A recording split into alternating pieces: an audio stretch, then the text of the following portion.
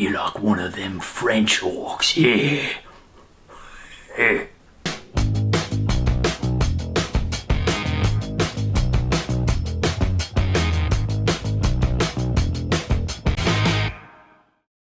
Hey there Bristles, I'm Shane and this is my channel, Bristle Boss. Welcome to new people, welcome back to previous viewers, previously stricken and scarred individuals. It's October, that means it's Orctober, and as a follow-on from my previous video where I stripped Nazgob, today we're going to paint Nazgob. Oh yeah. Now, as I mentioned before, it's an old favourite of mine. Took me a while to get around to it, but here we go. Two main goals when approaching this project. One, flesh tones.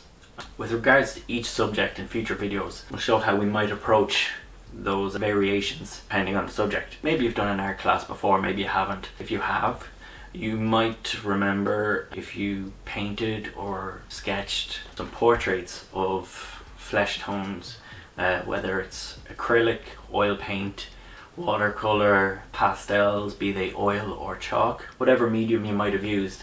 Usually you will find when you're painting that they're a lot more complex than just one color and maybe some shadow or the lighting in the room. This is because our skin is made of layers like onions and ogres and parfait. And within those layers, there's different parts of the anatomy. So you have sinew, you have veins, arteries. These are all different colours and we can see them through different layers of skin. And those colours show through when you look closely at skin to replicate it when you're painting. Whether it's in an art class or if you're applying the same sensibilities to painting miniatures. Now it's a hot minute since I painted an orc, and in the past when I painted orcs I would have used just basic greens. I'm not going to stray too far from that in this video, but I have seen plenty of other artists out there use very interesting colours as the base coat for orcs. Mine, I'm going to be using a dark teal. We're going to be incorporating a lot of blue into this miniature, and that brings me into the second thing I want to achieve, and that's exploring mood when painting miniatures. In the past I've not done much in terms of mood. I might have used some OSL, object source lighting, or the theme of the army that I'm painting that would affect the miniature in ways, but never too much have I explored mood. In this one the paint job is very much focused on trying to encapsulate a specific mood. In my mind, Nazgob is traversing these narrow, dank and damp underground caves, and it's a rocky area with dark stone, dimly lit. Most of the light is coming from this bioluminescent stream that's flowing through the cave, and it's giving off this kind of magical or mystical light. Or it could be something else, something not magical at all, something possibly disgusting. Now you didn't hear it from me, but I heard that stream in the cave is nothing but troll piss. Sorry, don't mind him. What he meant to say was troll bath water. That's what bath water is, what is speculated. So yeah, it's the bubbles. Yeah. Anyway, we have Nazgob on the ledge at this raised path. It's a dark cave, so I want very subdued tones, but also he's got his giant, not an apple core, a big bone that's got some heft to it, and it's giving off this magical glow, and it's going to contrast with the rest of the miniature as it's going to have this warm, brighter glow to it, but I don't want it to overtake the mood of the rest of the scene. So that's what I want to achieve, applying what I know about painting and replicating skin tones to an orc miniature. Not taking a huge step, but dipping my toe. In the future I do intend to paint more orcs, some more up-to-date miniatures. I will be experimenting a bit more with different shades there. And also mood. Gonna be getting some mood. On to the video. Catch you later. Okay, so first scene, and you're thinking, this feckin' Egypt's after going and starting without us. Look, he's already got paint on it, and to the untrained eye, it would appear that I went ahead and started without the viewers. But the truth of it is, I knocked over the camera, and the footage from the first clip got corrupted and deleted, so it's gone. But it's not a big thing. All I've done so far is the base coat of Sotek Green. On the palette there we have Sotek Green, Cabalite Green, Moot Green, Sybarite Green, Gauss Blaster Green and Fulgrim Pink. But wait, I knocked the camera again and lost the clip where I built up the first few layers of paint there. I must apologise. I'm very clumsy. I'll try not to knock the camera over again, especially since I can't really afford a new one. So anyway, what have you missed? After the base coat with Sotek green, I mixed in some of that Cabalite green and we built up a layer of that, but leaving the Sotek green in the recesses. Next, we use straight up Cabalite green, not mixed with anything. And same again, leave the previous colour in the recesses. Then I mixed in moot green and built up the highlights.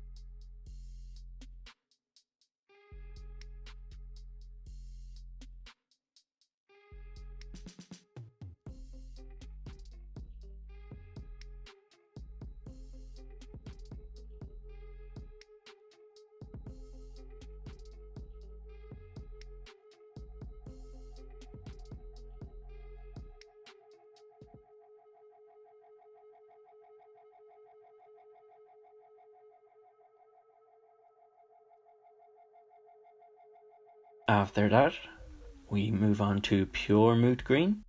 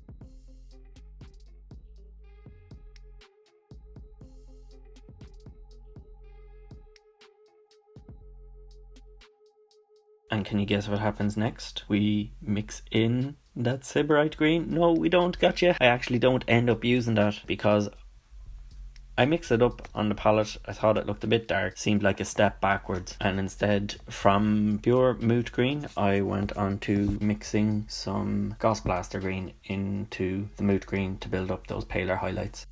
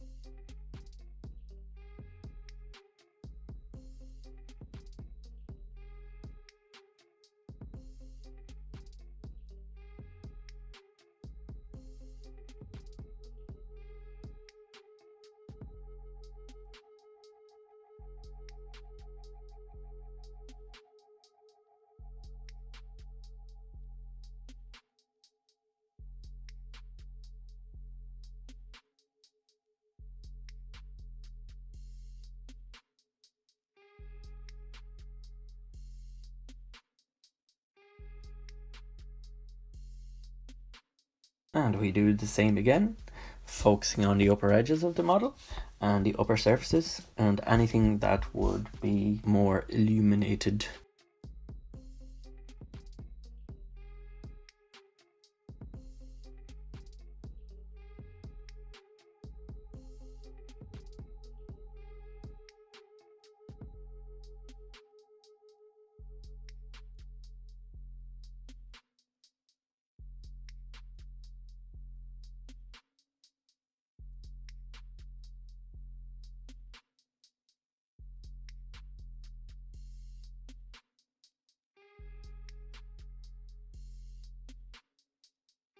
Then we move on to just pure Gauss Blaster green for highlighting the most defined edges of the miniature.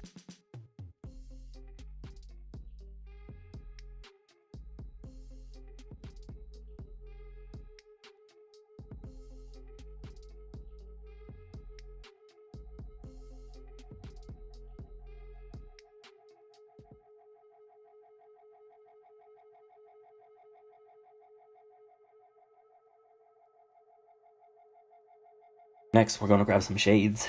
Oh yeah, we love the shades, don't we? Especially a Thonian camo shade. We've got some Drakenhof nightshade. Again, Lamian medium. And guess what? I don't make an arse of it this time. We put the Lamian medium in first in 2 of our reservoirs on our dry palette. 4 parts of Lamian medium in each, and 1 part of each of the shades in each. First one I put in Drakenhof nightshade. The next the Thonian camo shade. Give them a good mix. And we start off by covering the entirety of the flesh with the Athonian camo shade to blend all those layers together. You won't think it makes too much of a difference at the moment, but it'll help, trust me. And then we're going to take some of the Drakenhof nightshade and work it into the shadows while the Athonian camo shade is still wet.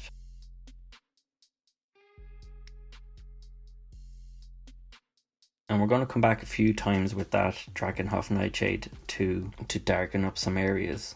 Don't forget the hands there and between the fingers. Now we've got some nice coherency here with after those shades, and some nice depth with the shadows thanks to the Drakenhof nightshade.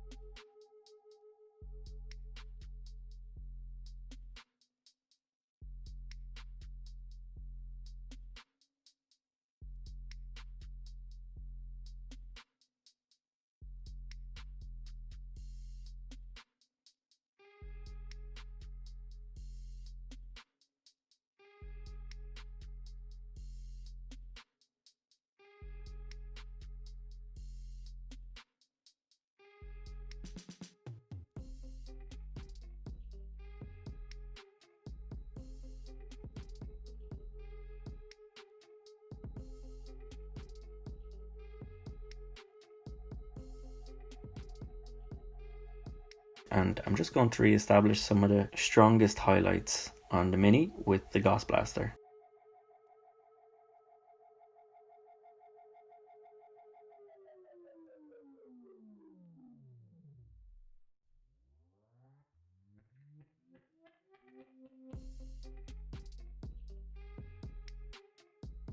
Next up, gonna grab some Cardboard Crimson and some Lamian Medium, 4 drops of Lamian Medium to 1 drop of Cardboard Crimson.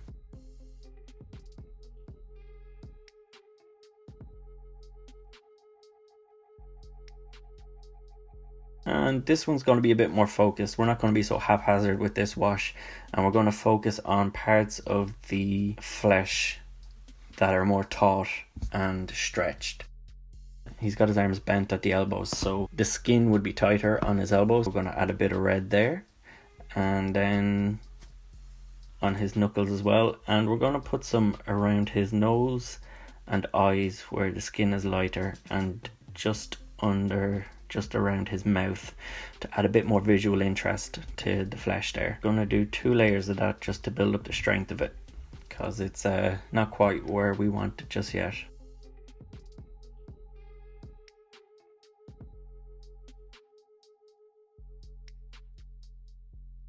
Next up is Nuln Oil shade, and I'm just going to put this over the robes on the model to give a good base for the Abaddon Black, because believe it or not, Abaddon Black doesn't cover the best over brighter tones, and it would need more layers to build it up, but Nuln Oil just is quickly applied, don't need to worry too much about it.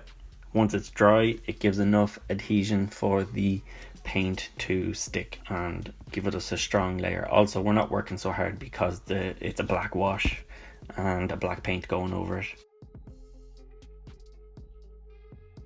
From the Nuln Oil, we're going straight to Abaddon Black, cover them robes.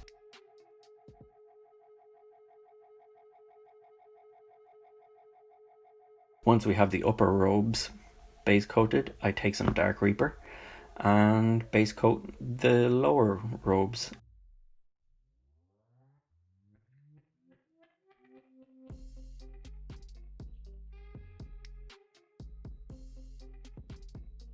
Next, going to base coat his little bag, his marvellous skull. Going to use some rhinox hide because I want this to be a leather pouch. Also going to use this on the wraps on his weapon and on his belt.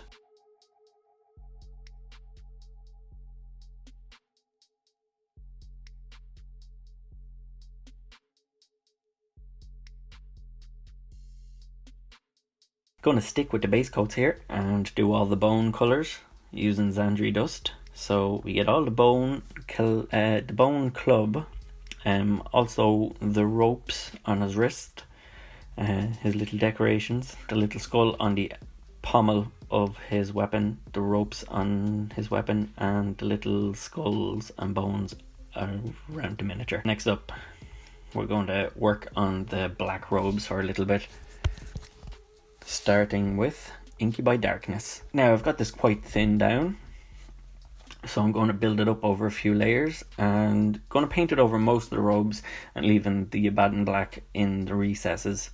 So it's going to look pretty grey at the moment.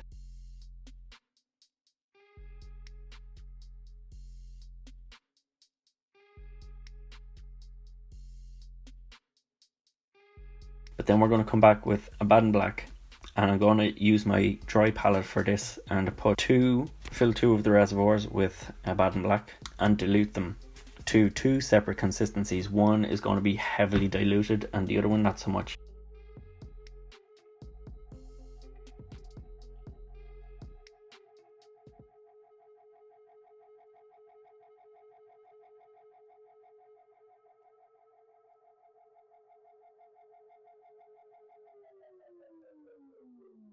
We're going to start off with a heavily diluted one and just cover all of them black robes with it, just to rein in the strength of the Incubi Darkness. And then we're going to take the stronger tone that's closer to its original consistency, and we're going to focus that into the shadows of the robe.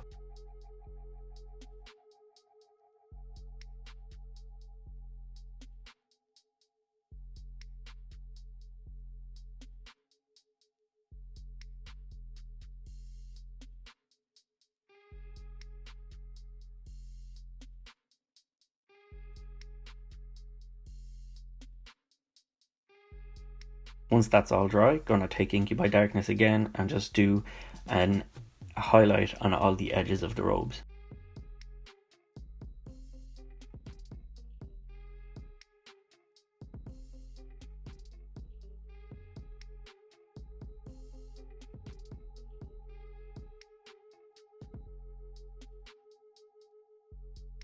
And once that's dry, we're going to take some Dark Reaper and do the same, but of course leave some of the previous colour behind.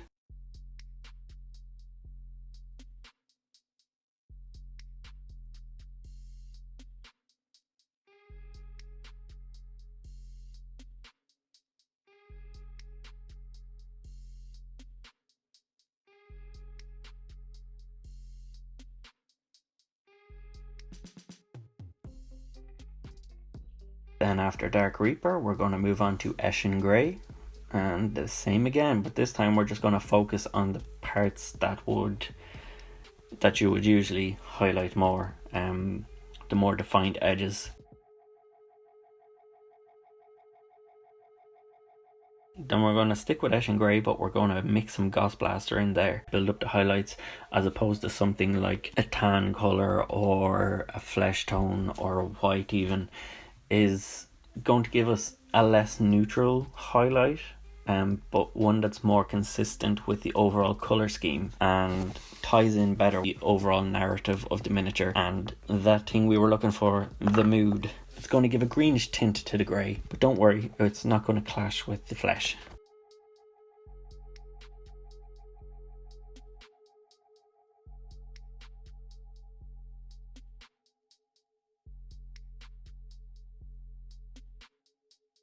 So this is how it's looking right now. It's looking not too bad, but not great. Could use some work. Now we're going to take some more Ghost Blaster and add it to that previous mix till it's quite light. And this one's going right on the sharpest edges, and we're not going to use too much We're not going to be too generous with this one, just to really make those edges pop.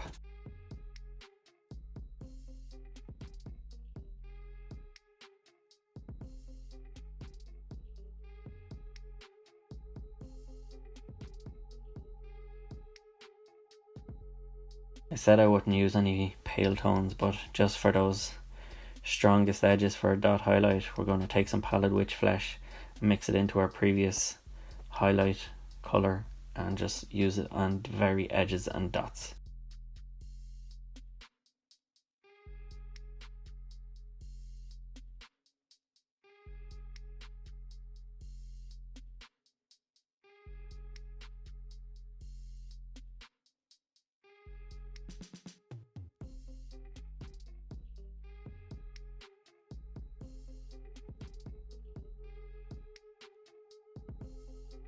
Now, you're thinking, Shane, you forgot all about those lower robes. No, I didn't. Stop trying to hijack my video. We're going to take some Lauren Forest. What? What is he talking about? And some Incubi Darkness. Going to mix them together.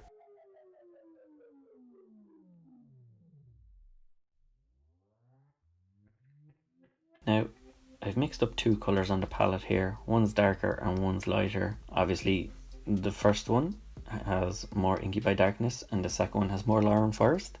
And we're just going to build up some layers with the darker one, leaving the base colour in the recesses.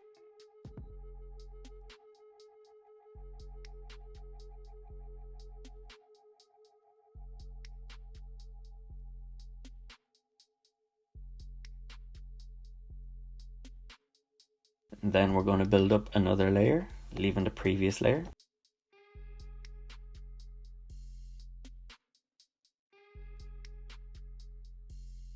Then we're going to go back to Ghost Blaster with the same sensibilities as we had with the other robes. The same tones to brighten our colours, to tie it all together, and for a sense of consistency in the mood. So we've got that mixed up there, a nice kind of drab olive colour. And we're just going to get some of the stronger edges with that.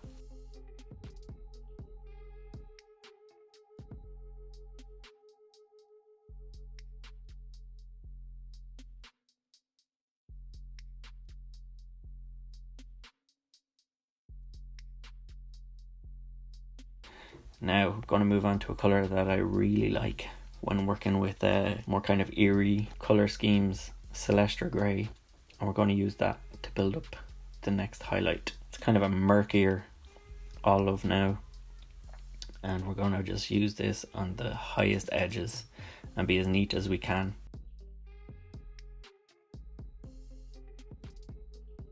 And once that's all dry, we're just going to take pure Celestra Grey and highlight with that.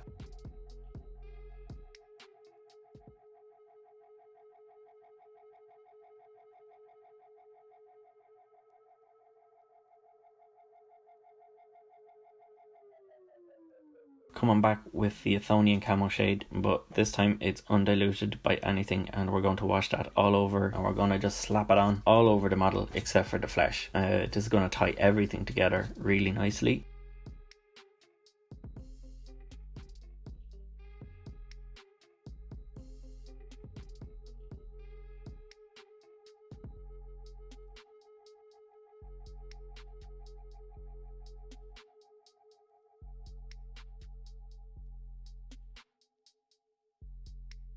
Once the Athonian camo shade is all dry, this is how it should look.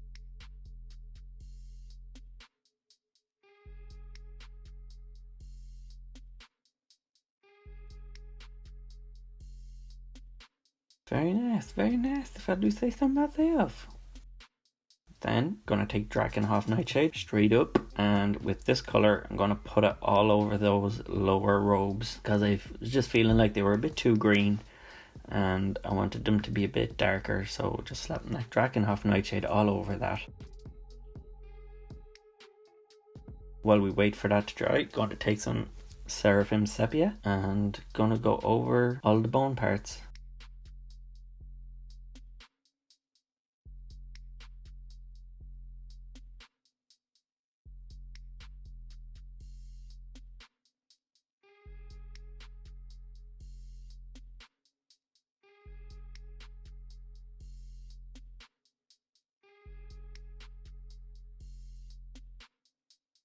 Then we're going to use the Celestial Grey to highlight all the robes. Just a very tiny highlight. We don't want to undo everything we've done so far, especially after a lovely shade.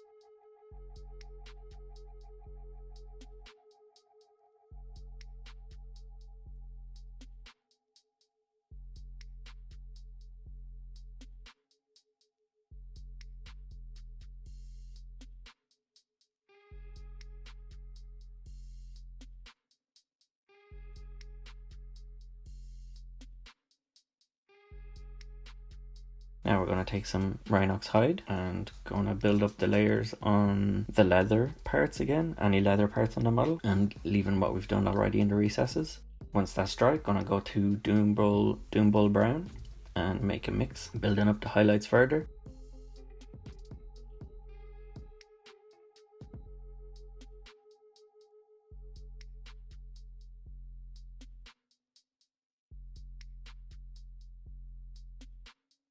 Then take some XV88, mix that into that, and build up the leather highlights further.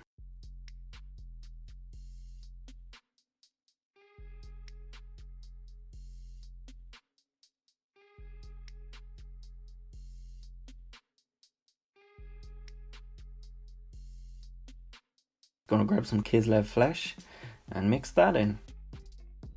Have a look at the palette here and see what we're talking about. This is the transitions we go through for the leather.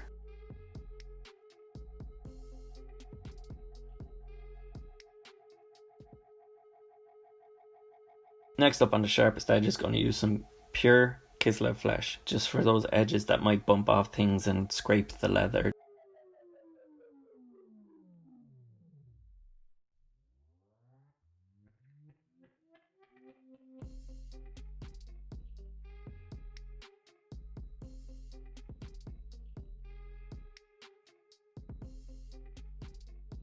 Now we're going to tackle those metal colours. Well, started anyway. Going to use Lead Belcher as the base for all the little trinkets on him and on his big old knife.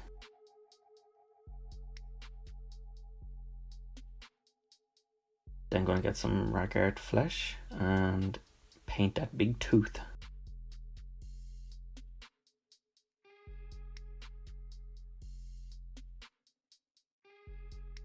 Then we're going to grab some Incubi Darkness and paint that big old lip.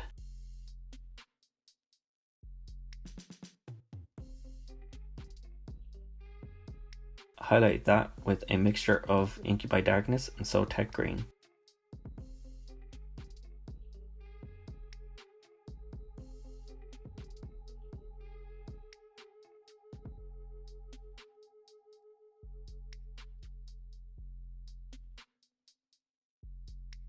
That's followed by a highlight of pure Tech Green.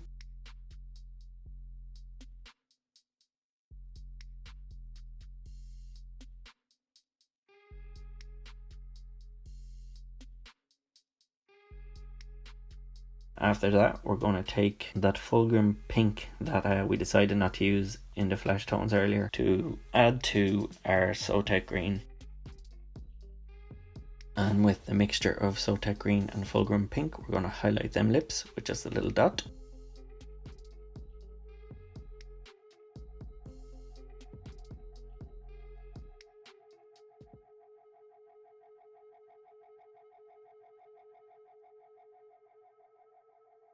Finally, another little dot of pure Fulgrim pink within those dots.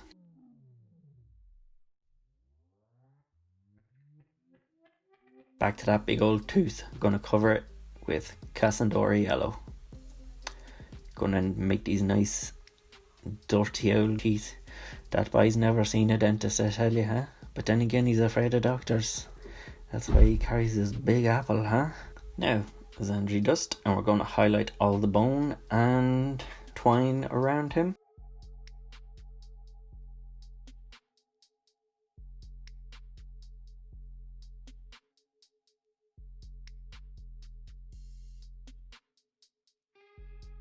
And focusing on the bone now, we're going to add some Ushabti bone to the Zandri dust and build up layers.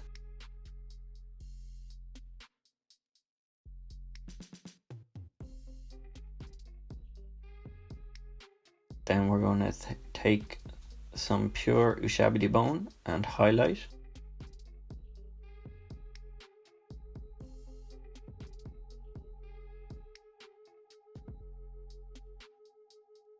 Then we're going to take some Screaming Skull and highlight with that.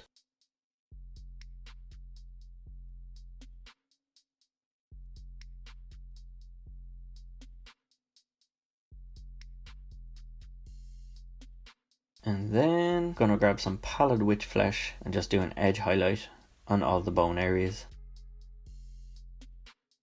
Next up, coming back to that tooth, going to grab some Ungor flesh. This is a lovely not yellow colour that I like to use, especially when highlighting flesh tones and oranges, reds and yellows. Just going to put a layer of that on tooth. Then we're going to take some Rackart flesh and highlight the tooth.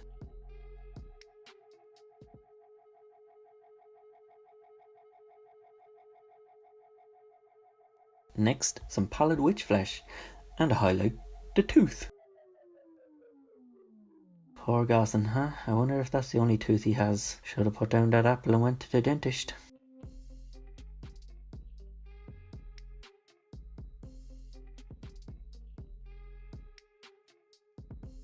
So he's looking okay now.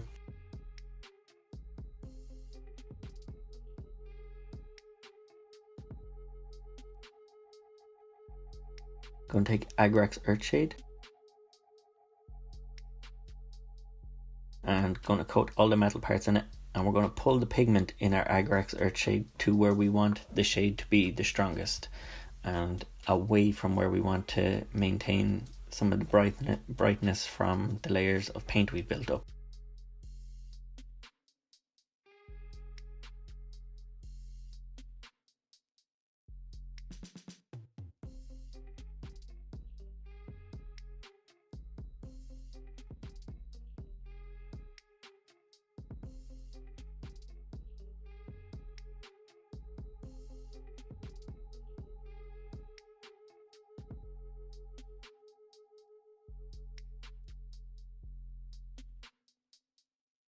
Then we're going to take some Dark Reaper. What are we doing with Dark Reaper? Oh, we're going to add a ton of water to this so that it sinks into all the recesses on the base, because that's the main thing we want to cover. All those other parts that are sticking out, they're going to get a dry brush anyway, so we don't need full coverage on them. We just need to get the full coverage in the depths.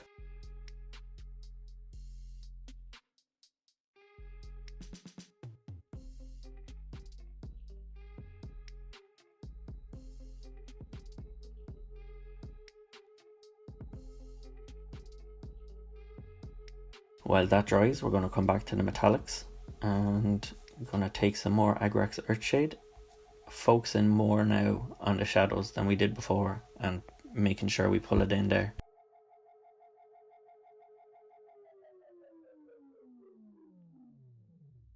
Then I'm going to grab some Rackart flesh again, and with the Rackart flesh I paint up the little pouches that he has on his personage and paint the stitches on his robes.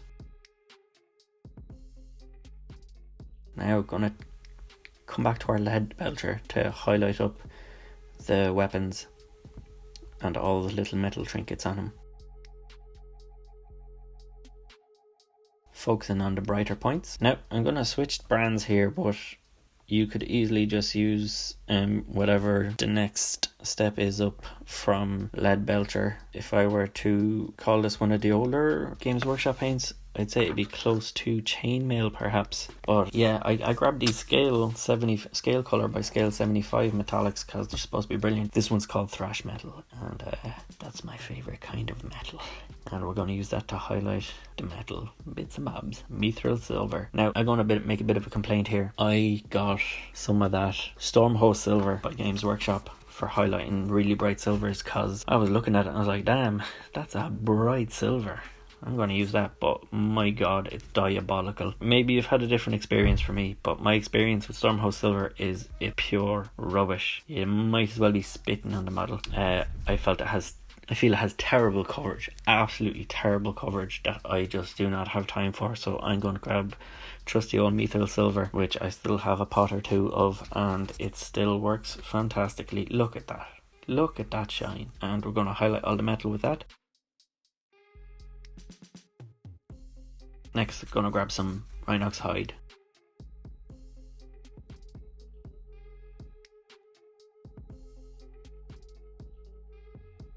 And heavily water it down. Look at that consistency there. And what we did with the Agrex Earthshade on the metallics, we're going to do the same thing with this to strengthen those shadows. And so we're not spending all day building up that, to achieve depth there a bit quicker and to get to our final shadow colour. I'm going to use some Drakenhof Nightshade and do the same thing. Pull that pigment right down into the recesses and into the darkest areas of our weapon there, and on our little trinkets, more so on the weapon.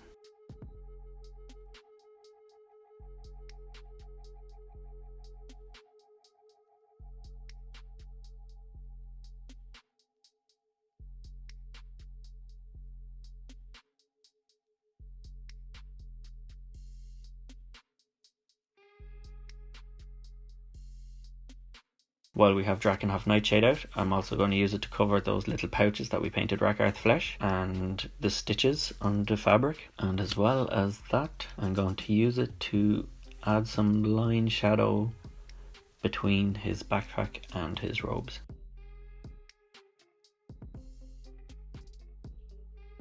At this point I decide I'm going to glue on that sword because I think it's done.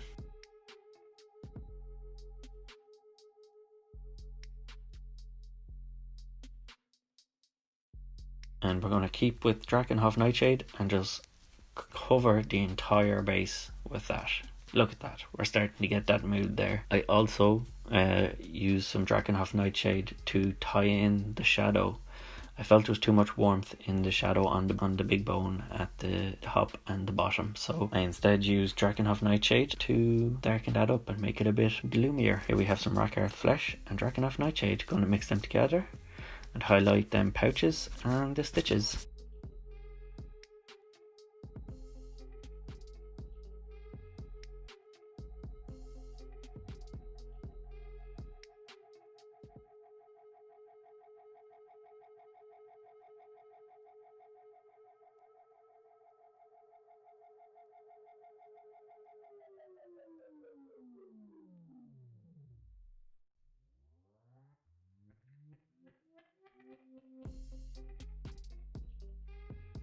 Again, gonna take Rakarth Flesh.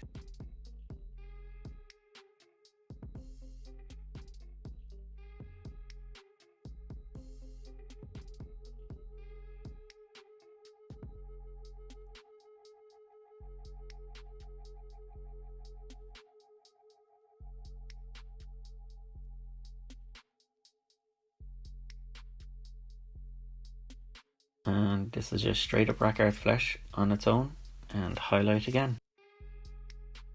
Gonna take some corn red, paint in that eyeball we can see, and then I'm gonna heavily water it down and run it into the recesses of the detail on the big bone club and just under the hood where that other eye is concealed.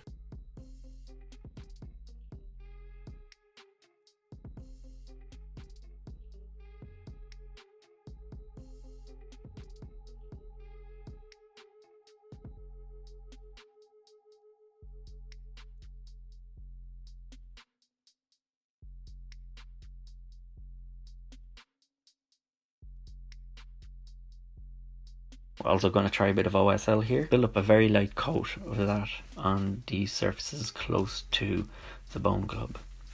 That's actually looking okay, and I'd be half tempted to leave it there because I'd be afraid of overdoing it, but I decided to go ahead anyway and do the same thing with Evil Sun Scarlet, but focusing more to the inside of the club.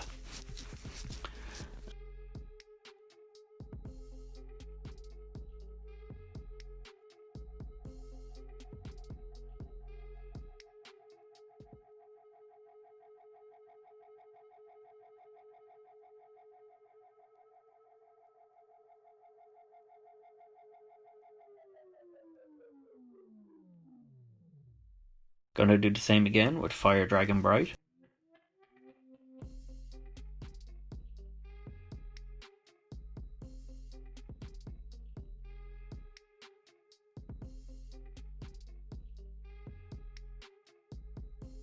And then again with Uriel Yellow mixed with Screaming Skull. Now if you have Dorn Yellow, I think Dorn Yellow would be a better option than this mix here. So if you have Dorn Yellow, I'd go with that.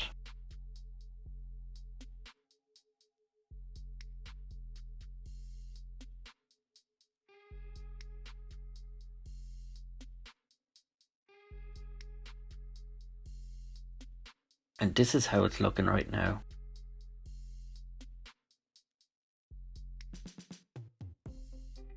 Going to take some Pallid Witch Flesh and going to highlight up them sharp edges. We've lost the detail with those washes.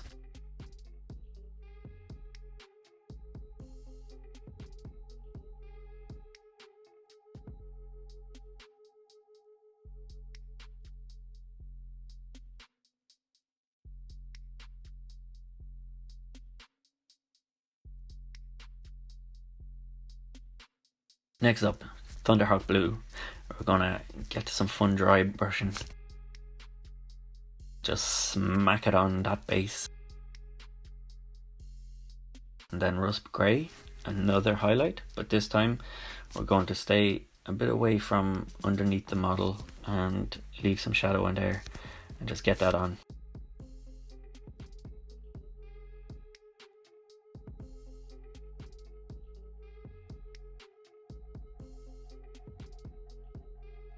Next dry brush, Fenrisian Grey.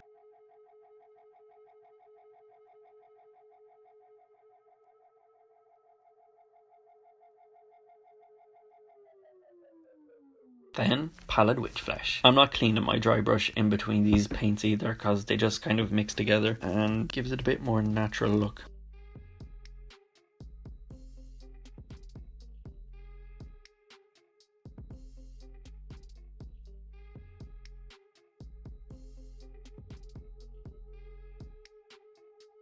Then it's looking a bit too bright, but we've got some nice transitions in there. So we're going to bring it back down, tie in the mood again. Jesus, will you ever stop talking about the mood? Bloody hell. So we're going to grab some Drakenhof Nightshade and slap that onto that base. Going to take some Rhinox Hide then to add a bit more of an earthy tone to some of the base. Heavily watered down, and while Drakenhof Nightshade is still wet, we're going to just run it into some recesses and pick out some patches we think it might look good. Now, I'm going to do something here with this puddle where I intend to have some wet effects for the river. This is a lot of experimentation and mess with some very old Games Workshop water effects, but I'm not too happy with how it turned out. I'm going to keep it in and show you this just so you can see what I did. So, going to take some heavily diluted Nylic Oxide and just fill the pond area or the underground stream with that. Going to take some Sotek Green and heavily dilute that and mix it in around the edges a bit more.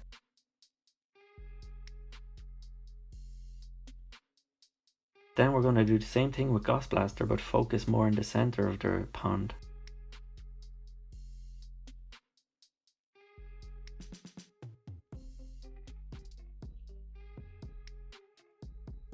To that Ghost Blaster dilution, we're going to add in some Pallid Witch Flesh and some more water. And we're going to just drop these in. I'm not even painting them in, I'm just dropping puddles of the paint in and focusing more in the center. Now, I thought all these would mix together with the wet effects like a kind of resin might, but it did not do that. Nay. Here I try and drop some in straight out of the bottle, but it was far too runny and made a big mess, so wipe that up.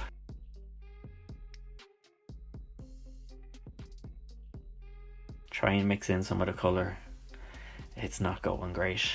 It's not going great at all. Anyway, I need a break from that, so I'm gonna step away, and while that dries, I'm going to dry brush the sharpest and most prominent edges of the stone with Celestra Grey.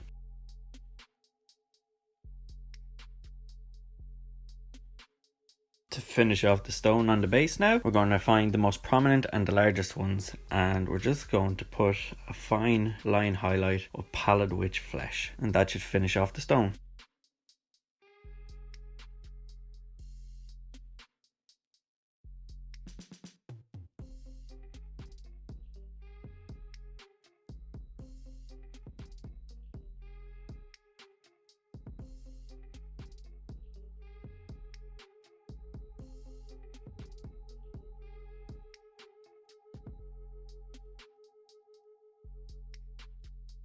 We're also going to use that Pallid Witch flesh to pick out the eyes that we want to have the strongest glow on the bone club, and just re-establish any fine edge highlights. When that's all dry, gonna take some Cassandora yellow and some Lamium medium. 6 drops of Lamium medium and 1 drop of Cassandora yellow. And we're just going to put that all over where we have our glowing effect. There's a lot of medium in this, so it's not going to be a strong colour. It's just going to kind of, like with most of the washes that I do, the purpose of it is to tie things together for better coherence. So, it's taken me a few years to get around to this model, but here he is all finished. He didn't quite turn out how I expected or how I envisioned in my mind, but I'm still happy. Let me know what you think down in the comments. Don't forget to like the video if you liked it. Wouldn't mind if you'd subscribe to the channel and hit the bell button to get any notifications for when I upload more videos. That being said, happy Halloween, be safe, don't be acting the maggot, look after yourselves, and look after each other, be good to each other. Where's the boss out?